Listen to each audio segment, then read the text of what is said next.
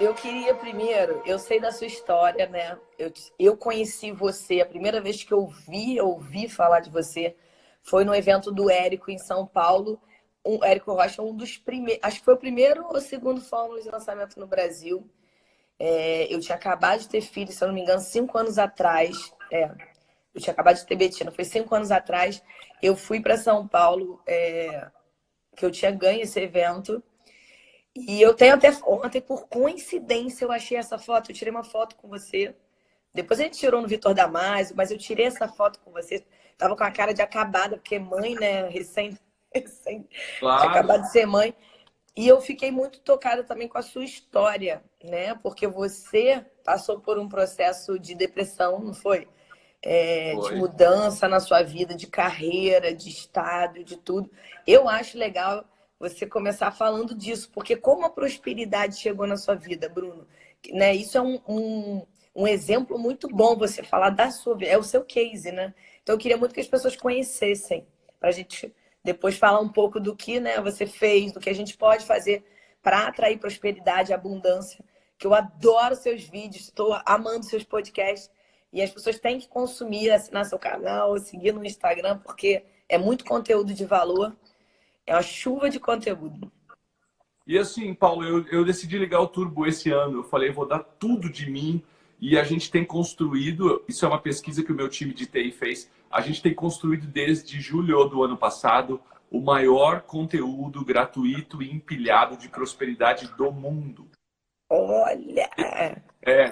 Desde Destrave Sua Vida, Maratona da Riqueza, os podcasts do YouTube, tudo. E porque não são derivações do mesmo conteúdo. São conteúdos genuínos, novos, sem contar os pagos. Eu estou falando do gratuito, né? Sim. Então, e eu falo isso porque, bom, minha história começa o seguinte. Eu achei que eu tinha encontrado a prosperidade quando muito cedo, com bastante vontade de vencer, eu arrumo um estágio na indústria e como químico, estudando química industrial. Não, na época eu estava fazendo um curso técnico de química.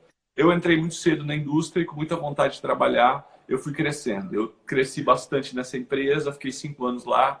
E quando eu saí dessa empresa que estava num processo de falência, recuperação judicial, eu recebi uma proposta para abrir uma outra empresa que, de certa forma, era uma joint venture da empresa antiga, que estava abrindo uma outra coisa. Era o braço saudável, me convidaram para eu e mais cinco pessoas lá abrir uma nova indústria. E eu estava financeiramente muito próspero. Quando você é valorizado no mercado e quando você tem dinheiro também no seu bolso, você acha que isso é prosperidade, como eu achava, né? Então eu trabalhei por algum tempo nessa empresa, depois fomos abrir uma outra empresa e o inferno começou na minha vida.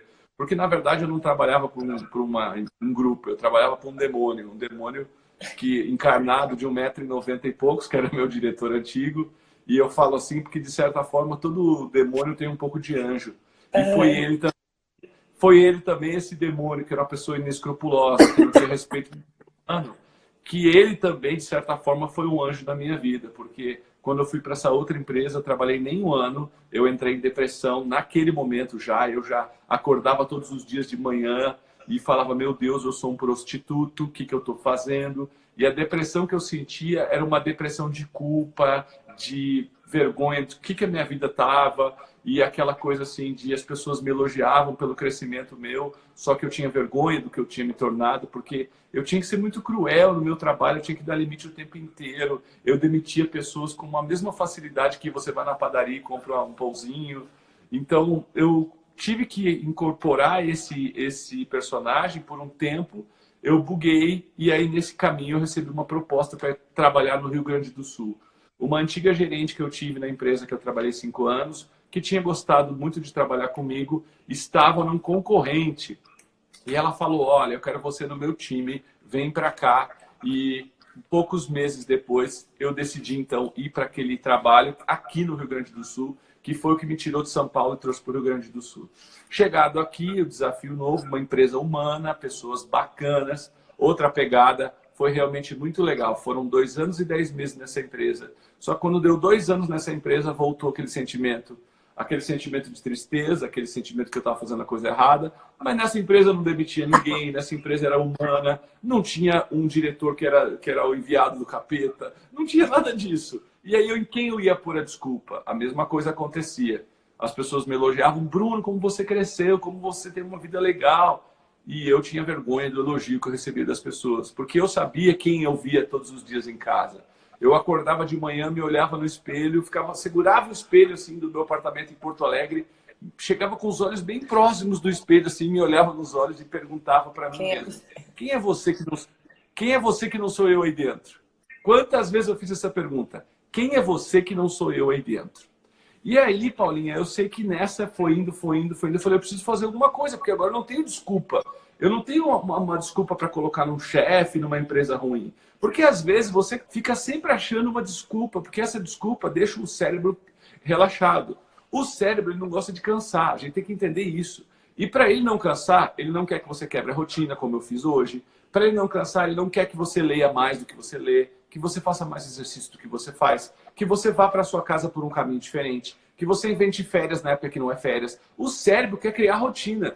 Então, o que ele faz? Ele logo acha uma justificativa para ele relaxar. Então, é por isso que a gente faz uma coisa terrível, que é o seguinte, é a gente ficar achando o culpado. A gente se considerar vítima. Porque quando a gente acha o culpado, o cérebro relaxa. Mas naquela época, a minha consciência já batia e dizia assim, ó, pelo amor de Deus, eu não tenho mais em quem colocar culpa, então eu tenho que transformar a minha vida. E nessa hora eu comecei a estudar coisas que me faziam me sentir mais completo. Então, o que isso significa? Que eu fui começar a estudar terapias naturais. E eu digo que essa foi minha caminhada do Seixo Espírito Reiki Macumba Noé. Porque a primeira coisa que eu comecei a estudar foi reflexologia. Eu comecei a entender que as solas dos pés tinham reflexo das emoções. E aí, depois disso, eu comecei a estudar cura natural, bioenergia, Reiki. E quando eu entrei no caminho do Reiki, meu Deus do céu, eu percebi que eu tinha uma técnica que era em si a meditação, era bom para mim, era bom para minha saúde, e eu também podia fazer em outras pessoas. E os meus amigos de trabalho começaram a ver que eu estava melhor e começaram a me pedir ajuda. Bruno, o que você está fazendo? E eu me tornei aquela pessoa insuportável, porque a pessoa não podia espirrar perto de mim. Eu perguntava se ela queria um Reiki, né? Morava sozinho, não tinha muito o que fazer. Na época não tinha internet como tem hoje, Paulinha. Eu tô falando de... Você sabe que eu sou reikiana, né? Olha aí que legal. É muito bacana saber. É muito legal. E aí eu comecei a aplicar Reiki nos outros, comecei a estudar e entrou o trabalho das ervas, que é uma coisa que eu amo, que eu criei a fitoenergética. E aí chegou uma hora e falei, meu Deus, eu estou trabalhando mais com isso do que com a minha profissão. Aí me vem aquele medo, porque eu estudei 10 anos da minha vida para ser químico, fiz técnico em química, depois fiz química industrial, depois entrei num curso de 6 Sigma, que é estatística pura. E aí, como que você fala para as pessoas que você gosta, para as pessoas ao seu redor, olha, vou trocar essa profissão por uma outra que ninguém nem sabe o que é o tal de terapeuta holístico e mestre de Reiki. Nesse momento, eu saí da minha empresa e fui viver minha paixão. Fui com medo, mas fui assim mesmo. E aí, no meio dessa paixão, eu não tinha energia de saber como fazer uma transição de carreira. Eu não entendia como ajudar as pessoas. Eu era entupido de crenças religiosas.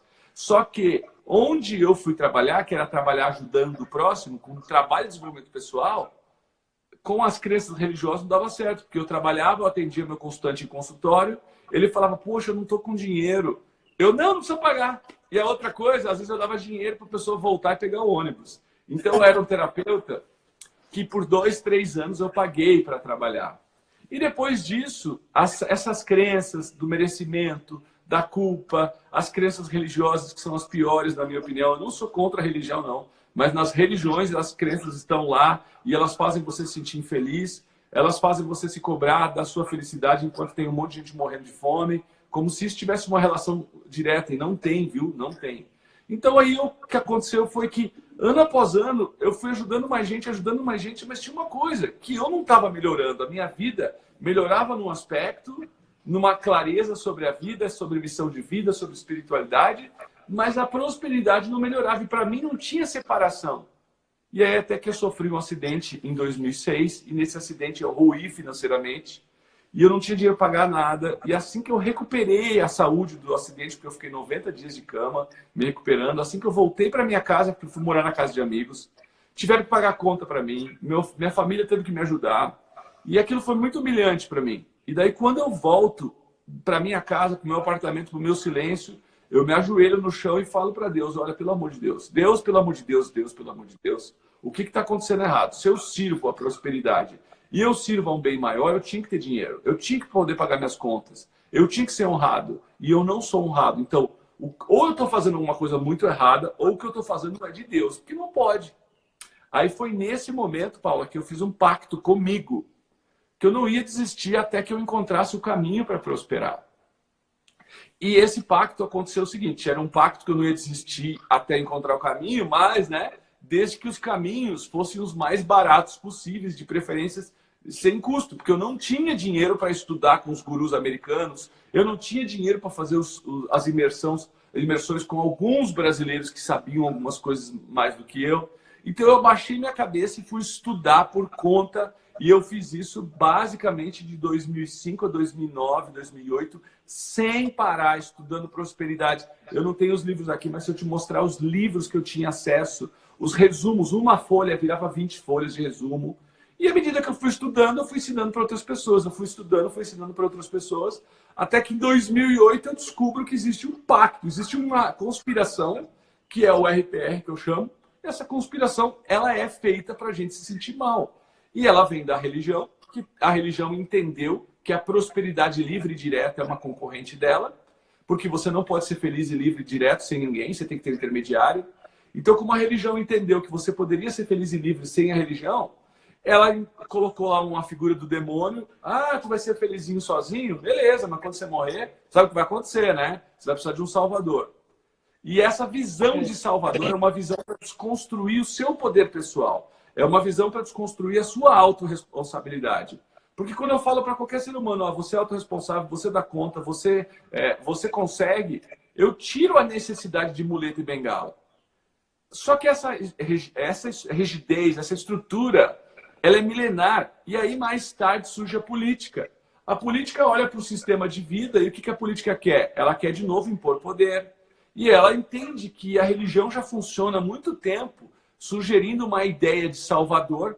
E a política fala, para que eu vou inventar outra coisa? Eu vou seguir na mesma copy, como os marqueteiros falam. Eu vou seguir na mesma estrutura, eu vou fazer a mesma coisa. E aí, na política, se cria... Olha, é uma injustiça o que está acontecendo, o povo está passando fome, as pessoas estão morrendo disso, e é por isso que você precisa do seu governante que vai resolver para você. Tire a autorresponsabilidade de você e traga para mim. Você não é culpado, você é um coitadinho, então vem junto que a gente vai te ajudar, mas você não dá conta. E a gente fica transferindo a responsabilidade para um presidente, para um governador, para um prefeito, para que ele faça por nós. O tempo passou e a partir de 1970 a indústria farmacêutica percebe um baita de um mercado crescendo e ela entende que a política já faz isso, que a religião já faz isso, ela fala, eu vou fazer a mesma coisa. E ela fala para nós, seres humanos, dizendo, calma, é genético, é virose, ou é da idade, você não tem controle nenhum sobre o seu corpo. E olha, aqui está aqui um remédio, não se preocupa não. E aí nós estamos nessa RPR, que eu chamo Religião, Política, Remédio, achando que a gente não tem poder. E isso está em tudo. A gente transfere a responsabilidade para o chefe novo que vai entrar no trabalho. A gente transfere a responsabilidade para o marido ou para a esposa. A gente transfere a responsabilidade para quando a aposentadoria chegar. A gente transfere a responsabilidade para quando uma causa na justiça vai sair. E a gente esquece de fazer a nossa parte. Infelizmente, essa RPR está em tudo. Ela faz você sentir o coitado, porque está sempre tendo a figura do vilão, e a figura do salvador, e a figura do vítima. E o vítima é você, e a vítima nunca será próspera. Você que está nos vendo, escreve aí no seu papelzinho, a vítima nunca será próspera. Todas as vezes que você estiver se vitimizando, você está deixando a prosperidade de lado. E aí, dentro desse conceito, eu entendi esse processo e comecei a levar para o mundo essa informação e compilar, organizar os meus entendimentos. A partir de 2008, quando eu entendi essa estrutura, a minha prosperidade... E eu não deixei de ser espiritual por isso, eu não deixei de ser uma pessoa que se conecta com Deus, eu não deixei de fazer caridade, pelo contrário, eu nunca deixei de fazer essas coisas. Mas é importante a gente entender que existe sim uma conspiração para você ser pobre. E aí quando você desmonta essa conspiração e você percebe que a maioria das crenças que você tem são crenças que vieram dessa conspiração, você começa a ver que a vida que você estruturou, o paradigma que você criou não é um paradigma que faz bem para você, para os seus filhos, para a sua saúde, para ninguém. Agora vamos o que as pessoas que estão nessa situação? Vamos pensar que tem pessoas aí ou se vitimizando. Porque é difícil a gente identificar que a pessoa está se vitimizando, né, Bruno? É muito difícil. É muito É difícil. difícil, né? As pessoas. Não, aí já começa, não, tá em depressão, às vezes nem é isso, nem chegou lá ainda, né? Tá em outro patamar. Mas o que a gente pode fazer sem ter muito instrumento, sem ser reikiano? O que a gente pode fazer no nosso ambiente, no nosso A lar? verdade é que para prosperar a gente não precisa de mexer nada caro, não. Qualquer pessoa pode prosperar. E a verdade, Paulinha, é que todo mundo nasceu próspero. Todo mundo nasceu uma semente fértil. Se você olhar com abundância, a fruta cai da árvore e ela apodrece no chão. E aí ela libera a semente. E a semente, de forma fértil, gera mais mudas daquela mesma planta. E aí o que sobra vira matéria orgânica em abundância. Os micro-organismos em abundância. Aí os passarinhos vêm e levam a semente para outro lugar. Aí o vento vem em abundância. E aí vem a chuva em abundância. E um circuito de abundância alimentando o outro. Nós nascemos ricos. A gente tem que entender que nós nascemos ricos. Todo o esforço que a gente faz é o esforço do elefante, aquela metáfora de que desde pequenininho ele é preso a um toquinho, então quando ele é grande ele respeita aquele toquinho. É também vocês que têm animal de estimação, às vezes você cria aquele muretinha para aquele teu bichinho desde pequeno e ele aprende a respeitar aquilo. Ou ele aprende mesmo, eu lembro de um cachorro que eu tive, que ele aprendia, ele era um cachorro, era um boxer, ele aprendia, ele não pulava daquele degrau porque ele foi doutrinado desde pequeno. Então, a questão é o seguinte, primeira coisa, quando você casou, ou não interessa se deu certo ou não, quando você casou e fez uma festa de casamento, quando você se formou na faculdade, quando você passou num concurso público, quando você conseguiu emagrecer, quando você abriu seu negócio próprio, quando você conseguiu fazer a festa de 15 anos da tua filha, ou mesmo a festa de 1 ano, quando você trocou de carreira, quando você foi para a Disney, quando você juntou tantos R$ 1.000, era um propósito que você tinha. E quando a gente põe propósito na mente da gente e transforma em propósito inabalável, é aquele, não interessa o que aconteça, para onde eu vá, eu vou conseguir resolver isso. Quando a gente põe isso na cabeça, a gente resolve, a gente cria. Você formou o filho, era o meu propósito. O cara trabalhou, conversei com um taxista esses dias, que trabalhou 20 horas por dia durante 6 anos para formar a filha na faculdade de medicina. Era o propósito inabalável dele. Então, o propósito inabalável é que faz a gente resolver as nossas coisas. E aí o que eu quero dizer a vocês é que por que a maioria de nós não prospera? Porque prosperar não é um propósito inabalável. A maioria de vocês conseguiria falar: eu quero ser rico. Eu quero ser rico. Mas a maioria de vocês não sairia na rua e falando: oh, eu quero ser rico, viu? Oh, eu quero ser... A maioria de vocês não falaria para o pai, para a mãe, para os filhos, para o irmão. Por quê? Falaria com medinho. Falaria com uma angústia. A maioria de vocês não chegaria num palco para dar palestra e falaria: oi, tudo bem? Meu nome é Bruno Gimenez e o meu propósito é ser rico. Se a maioria de vocês falar: o meu propósito inabalável é ser rico, muito rico, a maioria de vocês não consegue falar isso abertamente. Então, como que eu não consigo falar isso abertamente? Por que eu não consigo falar abertamente? São as crenças limitantes. Então, passo número 1. Você precisa transformar em propósito inabalável a crença de que ser rico é bom. Passo número 1, você precisa transformar em propósito inabalável a crença que ser rico é bom. Que qualquer pessoa falar para você: o que você sonha? Ah, eu sonho em ser rico. Cara, a gente tem vergonha de dizer que comprou um carro dependendo das rodas de amizade.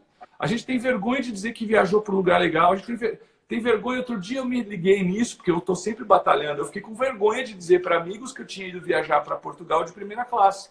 Porque eu só viajo de primeira classe. Eu só não viajo de primeira classe quando eu não consigo, o avião não tem. Mas eu tinha vergonha de falar isso. Hoje eu não tenho vergonha, não estou falando para me aparecer nem nada. Mas por que eu tenho vergonha de ser mais, de estar bem? Por que eu tenho vergonha? Né? Eu tenho que baixar minha luz para ser aceito? Então, quando as pessoas falam: eu quero ser rico, qual é o seu propósito? Quero ser muito rico. Poucos conseguem transformar isso num propósito inabalável. Por quê? Porque tem crenças inconscientes que faz você ter medo de sonhar. Então, número 1, transforme a ideia de ser rico num propósito inabalável. Número 2, encontre as motivações certas. E aí que entra, mais uma vez, a limpeza de crenças. Quais são as motivações certas? Os ricos ajudam mais as pessoas. Os ricos movimentam mais as rodas da economia.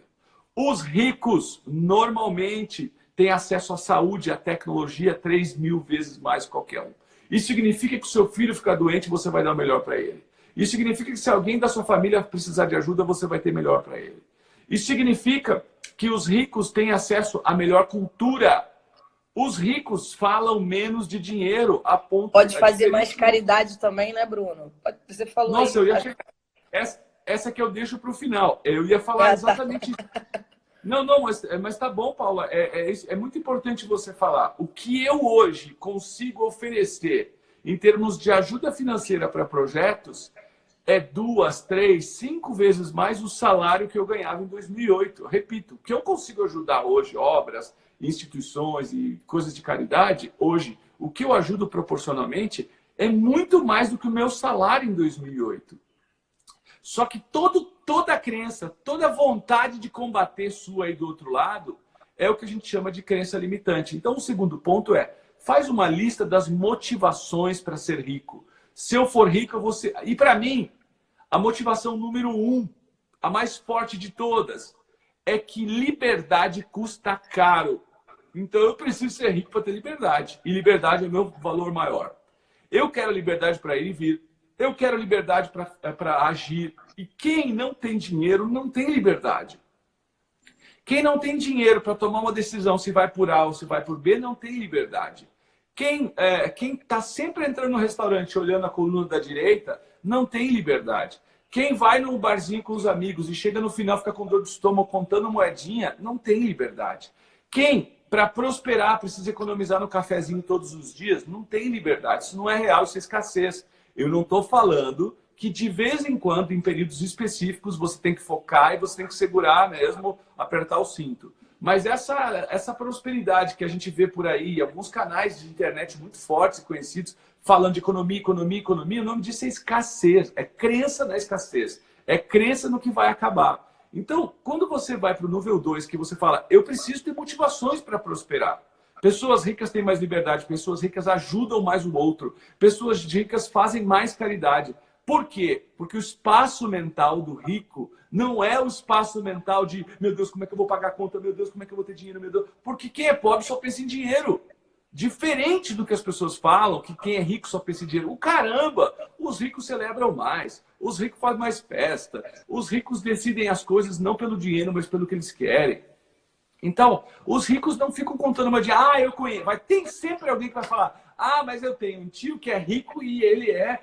Claro, todo mundo tem, mas foi feita uma pesquisa e essa pesquisa mostra que no nível de integridade, quanto mais dinheiro a pessoa tem, mais íntegra ela é. Então quer dizer que se você for procurar nas pessoas de classe B e nas pessoas de classe AA, a classe AA é muito mais íntegro. Agora, não quer dizer que na classe AA não tem suvina, muquirana, né? Claro que tem, mas tem menos. E não quer dizer que na classe B não tem gente altruísta, mas tem menos. Então é importante você entender que quanto mais rico a pessoa for, mais a prosperidade brilha para ela, no sentido de ajudar. Agora, uma das coisas que eu não acredito, Paula, é a prosperidade com bala de prata. É a prosperidade, vou fazer esse curso de marketing digital e aí com isso eu vou ser rico. Não, não dá. Vou fazer aquele intercâmbio e com isso eu vou ser rico. A riqueza, ela pode surgir para você. Mas se você não tiver a base interna de sustentar a riqueza, quanto mais dinheiro você sentir, mais medo você vai sentir. Então, quando eu junto a riqueza e os sentimentos adequados, missão de vida, propósito, essência, saber quem eu sou, para onde eu vou, é o que eu chamo de prosperidade. Porque a prosperidade, ela é assim, é um dinheiro que eu quero para mim e quero para os outros. Então, toda vez que eu prospero, eu melhoro o campo de energia, o ecossistema da minha vida. Porque quando eu ponho o dinheiro em ação, eu estou melhorando a economia, é um dinheiro que sustenta as rodas da economia. Então, esse ponto de ter a vontade inabalável, ele significa que o tempo inteiro você tem que estar vigiando que crença é essa que eu tenho. Os ricos não vão para o céu. Quem falou? Da onde veio isso? Por que eu acredito nisso? Ah, eu até posso ficar rico, mas me dá muito trabalho. Quem falou? De onde que eu acredito isso? Por que que eu acredito nisso? Como que essa crença pode me ajudar? As pessoas ricas são menos espirituais. Quem falou? De onde que eu tirei Rico isso? não Então, presta, né? Eu já ouvi. Rico não presta, rico é tudo besta. A gente já escutou então, muito, né? nossa, e eu assim, até hoje eu escuto isso. Em 2017, no evento Propósito na Balada em São Paulo, um evento que a gente fazia uma vez por ano, eu ergui o braço e disse, meu propósito na balada é ajudar o máximo de pessoas a ficar rico. Eu fiquei rico e eu quero ajudar mais pessoas. E quando eu ergui esse braço e gritei, 50% da plateia ficou louca. Yes, vamos junto. 50% da plateia deu um sorrisinho assim. Ali eu vi a cara e o cheiro da crença limitante. Porque falar meu propósito na balada vai ficar rico, ou meu propósito na balada vai ajudar pessoas a ficar rico, é pesado, porque diz, nossa, olha que ganancioso, né? Olha, o dinheiro subiu para a cabeça. Você não tem noção, Paula, quantas vezes eu já escutei de pessoas que eu gosto, que eu amo, e que eu aprendi a perdoar, e o dinheiro subiu na cabeça. Certo? E também você não tem noção quantas vezes eu escutei de pessoas que eu amo e que eu gosto, que falaram para mim, o dinheiro subiu para a cabeça, que voltaram atrás, 2, 3, 5 anos atrás, me pediram desculpa, Bruno, uma vez eu falei que o dinheiro subiu na cabeça, eu que estava errado, as minhas crenças estavam diferentes, você continua o mesmo. Né? Então, esse é o ponto. E o número 3, Paula, ó, primeiro, propósito na balada de ser rico. Número 2, encontrar motivações que façam você entender porque ser rico é bom. Para mim, eu vou resumir uma, para mim, liberdade. Eu amo a liberdade. Liberdade é tudo para mim. Liberdade custa caro, então eu preciso ser rico para pagar minha liberdade. Ponto. Isso está claro em todos os pontos. O que é liberdade? Deu um problema de saúde, tem que pagar fora do plano. Tá aqui, pum. Ah, o plano não libera, daqui o dinheiro. Estou dando um exemplo desgracento. Eu vou comprar carro. Eu não fico parcelar em 36 vezes ou 48 vezes, porque me engano com o vendedor. Eu vou lá e compro novo. Outra coisa, eu vou comprar roupa. Eu cheguei lá, eu tinha dinheiro para uma peça de roupa, mas tem outra e outra e outra. Eu já compro tudo, entendeu? Eu não compro toda hora, não. Eu uso a mesma roupa direto. Quem vê meus vídeos vê que eu uso o vídeo com a mesma roupa. Mas eu cheguei numa loja, Paulo, eu gostei de um tênis e gostei do outro, eu levo 3. E aí, ó, o que eu quero dizer? Você tem liberdade para fazer as coisas. E as pessoas Atrasou. confundem isso, desculpa, com consumismo, né? Você viu que o Bruno, Não, ele não vai toda hora comprar roupa. Quando ele vai no momento e acha uma coisa que cabe, ele não fica, caramba, isso daqui eu já vou levar um. Não, ele vai, já gostou, ele leva mais. É a liberdade que o dinheiro trouxe para ele. Né? Isso daí é bem sensato, inclusive. É claro. E assim, tem uma coisa que é um dos passos que eu vou adiantar aqui, que é o dinheiro tem 4 forças. Ganhar, gastar, poupar, investir. Ganhar, gastar, poupar, investir. Você que é viciado em poupar, mas você não sabe equilibrar no investir, vai dar merda. Você que é viciado em gastar, mas não sabe ganhar, vai dar problema. Ganhar, gastar, poupar, investir, precisa o tempo inteiro ficar em equilíbrio. Então, dentro do seu equilíbrio, gaste o que você quiser dentro daquele valor. Mas você tem que pegar um pouco para investir, você tem que pegar um pouco para gastar, você tem que pegar um pouco para poupar e você tem que ganhar, que é fazer, não é ganhar, fazer. Então, esse é um ponto. As pessoas ficam só salvar e elas ficam muquirana. Você que é viciado em guardar dinheiro, você é mala. Você que não só fica, vou guardar. Meu Deus, você é mala, você é uma pessoa que eu não quero para amigo. Talvez você também não me queira para amigo, tá? Mas você precisa saber disso. As pessoas que chegam no final do bar, do boteco, e ficam contando moedinha, elas são as pessoas chatas. Essas pessoas não vão ter prosperidade. Para de contar moedinha. Se a conta ficou 75, dá no mínimo 80. E foda-se se alguém vai ficar com 5 reais a mais. Porque Meu não é Deus. sobre o outro, é Concordo. sobre você. Outra coisa, o garçom foi bom, dá gorjeta. Ah, mas já tem 10%, é um absurdo. Não tem absurdo. Tem o valor que você dá para as pessoas. Você está reclamando, você não consegue cobrar mais pelo seu serviço, ou você está reclamando porque ninguém aumenta o seu salário, mas você não aumenta o salário das pessoas do dia a dia. Um garçom te atendeu bem, uma pessoa veio na tua casa trazer um pacote, te deu um sorriso, dá gorjeta, R$1, R$2, mostra para o universo que por onde você anda cai moedinha. Eu não estou falando de esbanjar, eu não estou falando de ser imbecil. O dinheiro não suporta idiotas. Quando você não sabe equilibrar o dinheiro te dá porrada. E você vai se tornando cada vez mais a pessoa que convoca a prosperidade para a sua vida. E um passo super importante, se transforme num mestre de metas. Passo número 1, que eu falei para vocês. Ficar rico precisa ser um propósito inabalável. Passo número 2, encontre motivações para ser rico. Passo número 3, equilibre as 4 forças do dinheiro. Passo número 4, se transforme no mestre das metas. A gente tem que enxergar a obra pronta, Paulinha. Eu sonho numa casa na praia. Eu tô com a casa na praia, eu entrei na casa na praia, eu estacionei com o meu carro, com o meu buggy, eu peguei minha prancha de surf. É uma casa linda, eu vou criando. Eu já penso a obra pronta. Então, eu preciso entender que as metas que eu tenho, elas precisam estar claras aqui. Então, o que é o mestre das metas, Paula? É o seguinte, toda meta tem alguns pilares. O primeiro pilar é o seguinte, você visualiza, você simplesmente deseja. Segundo, respirar as metas. Essa meta, você pensa nela hoje, mas daí amanhã você não consegue pensar, você não consegue criar. Toda meta que você não consegue criar, ela precisa respirar. O que significa? Que não é bem aquilo que você queria. Certo? Então, o primeiro passo cria. O segundo, respira a meta. Por isso que vai escrever, não é bem isso, não. As pessoas pedem um marido, é loiro. Daí no outro dia fala, não, na verdade eu não gosto muito de loiro, eu prefiro castanho. Não, é grande, mas não, na verdade pode ser médio. Então é isso, não sabe? Sabe nem o que é. Não sabe. Mas daí a alma, a essência, a consciência, o nome que você quiser dar, ela vai puxar o que precisa. E aí, número 3, então, o primeiro cria, depois respira. Número 3, persiste. Todos os dias você imagina a meta. Né? Todos os dias você vai imaginando, vai visualizando, vai refazendo a meta. E aí, número 4, conquista. Então, primeiro, eu tenho a ideia. Segundo, essa ideia é um rascunho, eu tenho que arrumar ela, então eu tenho que ficar todos os dias pensando na ideia. Quarto, eu persisto e aí eu começo a receber aquilo que eu quero. Agora, prestem atenção em algo. A meta, a gente precisa, quando pensou na meta, a gente tem que ter um filme nível 1, para quem está começando nisso agora, em 30 segundos eu consigo organizar o filme das metas na minha mente. Decida 3 metas por vez, não decida muitas metas. E priorize o que é mais importante para você. Porque o que é mais importante desencadeia as outras. Não pense em 8 metas no começo, 20 metas, esquece. Pense em 2, 3 metas. E cria todos os dias o filme da sua vida. Minha meta, Bruno, é estar com o corpo assim, é ter esse carro e ter esse trabalho. Põe tudo junto num filme e em 30 segundos você tem que ter a facilidade de enxergar. Se você não enxerga, você não realiza. Então, torne-se o mestre das metas, tá certo? Torne-se o mestre das metas. E o quinto passo, Paulo, é um pouco do que nós estamos fazendo aqui.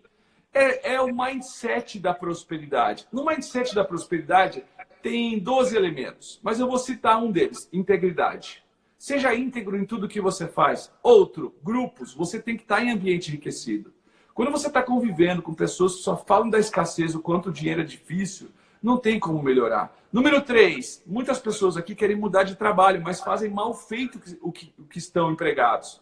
Você pode odiar o seu trabalho, mas trabalhe como se o fiscal do universo estivesse te olhando. Seja o melhor do mundo, é o conceito do melhor do mundo. Seja o melhor do mundo naquele trabalho que você não gosta. Porque só assim o universo te traz mais do mesmo. Você tem que entender que o universo não olha para você e para o seu trabalho e diz assim, Paula, ai, coitadinho, hein? É mesmo, ele tá com esse chefe aí que é um demônio na vida dele. Então, por isso que ele está vibrando com mágoa e com raiva. Eu vou dar um desconto, ele está vibrando mágoa e raiva por causa desse chefe. Então, a lei da atração não ignora isso. Você está sentindo mal, você vai atrair mais do mesmo. Então, seja o melhor do mundo no trabalho ruim. Seja o melhor do mundo no estágio atual, porque só assim você vai chegar no novo estágio. Então, todas essas coisas que eu falei, Paula, independem de dinheiro, elas independem de investimento. É só você querer. Então, eu acho que eu consegui dar um resumo aqui para você. Bruno, você falou muita coisa bacana que já podem botar em prática hoje. Eu faço muito esse exercício e várias coisas aprendi com você em seus livros, conteúdos. E eu acho importante falar da questão de você ter uma missão e um propósito, que muita gente acha que banalizou a palavra propósito, mas realmente ela precisa existir, né? Esse propósito precisa existir para você passar realmente, né, e chegar a alcançar o que você quer. O Felipe Suri, que foi ex-repórter da Ana Maria Braga, que é palestrante também, está em um projeto junto com a Paula Abreu, e ele falou de uma pesquisa tão legal que vale a pena mencionar aqui. Eu não vou te dar dados concretos, porque depois até ficou de me passar. Mas fizeram nos Estados Unidos uma pesquisa com mais de 1.000 pessoas, não sei se você conhece, essa pesquisa, e perguntaram se elas escolheram a profissão, né, que elas exercem por dinheiro.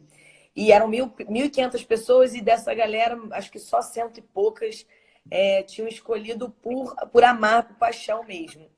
E aí, 20 anos depois, eles voltaram para entrevistar, e quem estava ganhando dinheiro era esse pessoal que amava o que fazia, né? Não todos, mas quem estava milionário, quem estava realizado, né, também financeiramente, não eram as pessoas que escolheram uma profissão por dinheiro, e sim quem tinha missão e propósito.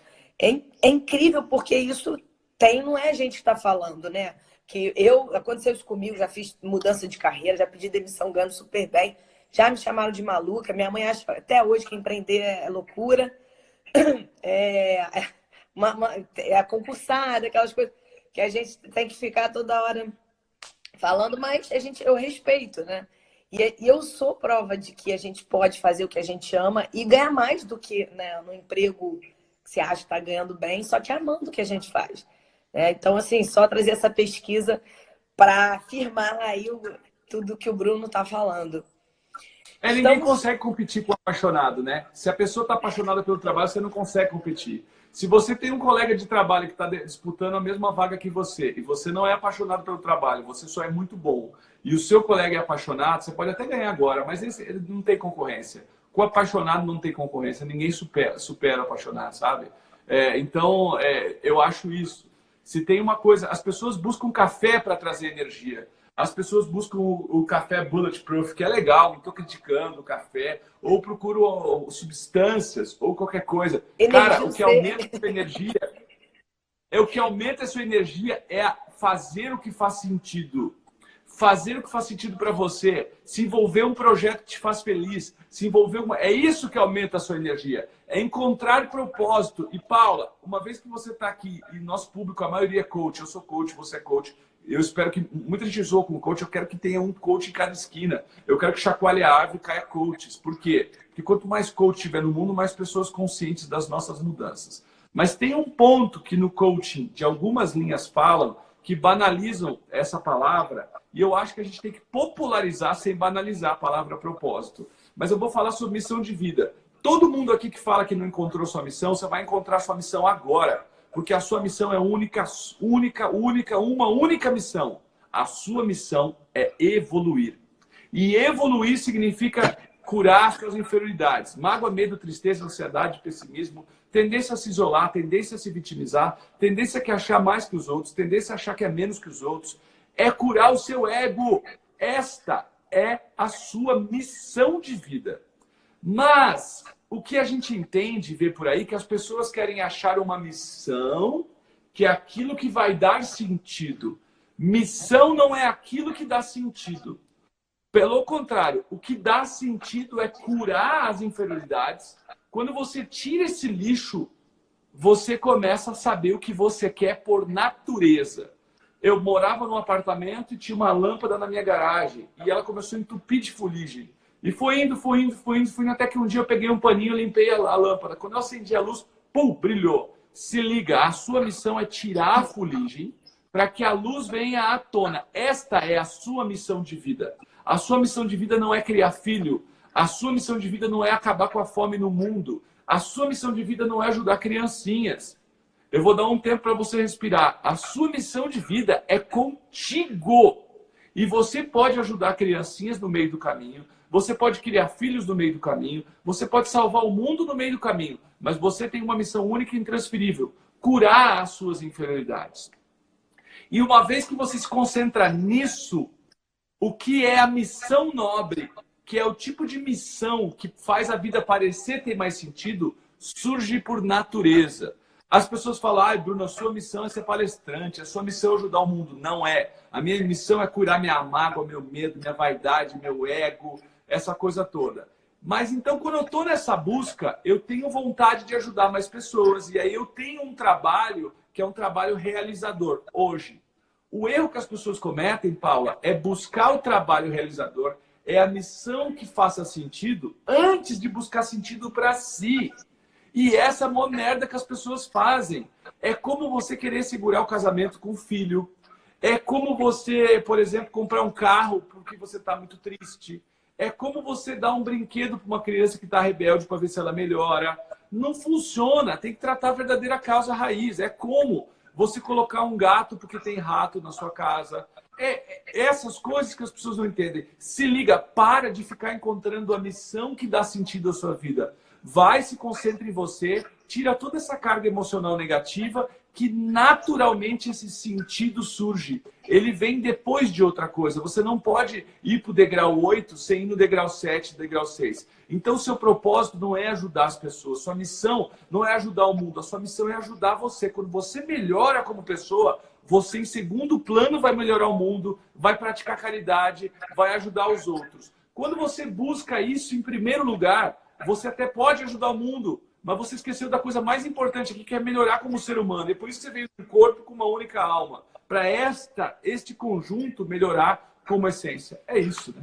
Basicamente é isso. Bruno, obrigada por tudo, tá? Um excelente dia. Sou muito grata, De nada, muito grata mesmo. Feliz, conte comigo, se precisar, você sabe disso. E uma excelente semana para todo mundo. Um beijo, obrigado por esse conteúdo de valor. Agradeço também, é uma honra estar aqui com vocês. Eu digo sempre, né? Não deixa o seu brilho morrer. Vai ser o que você nasceu para ser. Porque eu acredito, eu sinto, eu vejo todos os dias que quando você é o que você nasceu para ser, você brilha. E essa simples pergunta, eu sou o que nasci para ser, ou eu sou o que está dando para ser?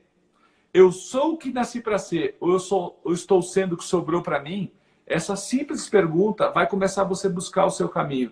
Tenha muito respeito sobre você. Você é a única pessoa que onde você vai está em todo lugar. Ame essa pessoa que você é. Ame as coisas ao seu redor. Tenha gratidão pela vida e você vai começar a brilhar na prosperidade. Obrigado, Paula, por me convidar, por confiar em mim. Estou disponível, amo servir, vamos junto, faz a sua parte. E hoje em dia, nesse mundo, com tanto conteúdo, não tem desculpa para você não prosperar. Se você não está prosperando, é porque você não determinou que prosperar é o seu propósito inabalável.